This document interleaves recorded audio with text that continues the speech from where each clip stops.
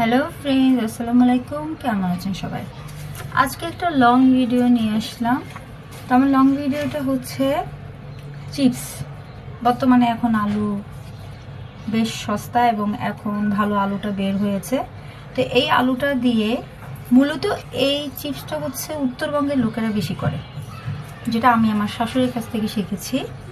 তো আমি এখানে অনেক বড় বড় আলু নিয়ে নিয়েছি। দেখেন যে এই আলুগুলো দেখেন অনেক বড়, কিন্তু এখানে বোঝা যাচ্ছে না তেমন একটা, কিন্তু অনেক বড়। একটা আলুই মনে করেন যে হাফ কেজি একটু কম হবে বা 250 এর বেশি হবে।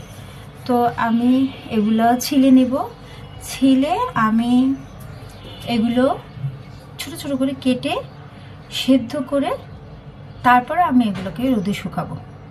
তা আমি প্রসেসিংগুলো কিভাবে করব সেটাই দেখাবো, এবং পরবর্তীতে ভিডিও আপনারা দেখতে থাকুন। দেখলে বুঝতে পারবেন যে আমি কিভাবে এটা তৈরি করেছি। এবং চিপসটা আপনি সারা বছর সংরক্ষণ করে খেতে পারবেন, এবং এটা তেলে ভেজে বাচ্চাদের জন্য, বড়রা ছোটরা সবাই পছন্দ করবে। জাস্ট একটু তেলে ভাজলেই হয়ে যাবে, এবং এটা আপনি বিভিন্ন খিচুড়ি, নর্মালি বাচ্চারা চিপস যেভাবে খায় ওরা খেতে পছন্দ করবে। তো আমি শুরু করে দিচ্ছি আমার কাজ। তো আমি প্রথমে একটা কাটার নিয়ে আমি এগুলো ছুলে নিব। এভাবে সম্পূর্ণটা আমি ছাল ছিলে পানিতে ভিজিয়ে নিব, এবং কাটার পরে আমি এটাকে পানিতে ভিজিয়ে রাখবো, নাহলে আলুগুলো কালো হয়ে যাবে।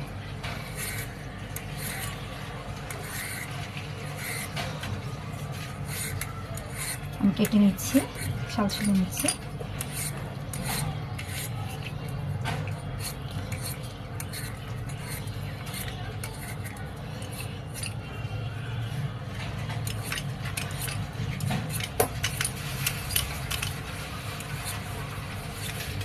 এভাবে সম্পূর্ণ ছাল ছিলে আমি এটাকে পানিতে এখন ভিজাবো। তো আমি এটাকে এরকম পাতলা পাতলা করে আমি কেটে নিব। এত পাতলা হবে, কাগজের মতো আপনাকে পাতলা করে তৈরি করতে হবে। হ্যাঁ, এই দেখেন কিভাবে পাতলা করে কাটবেন।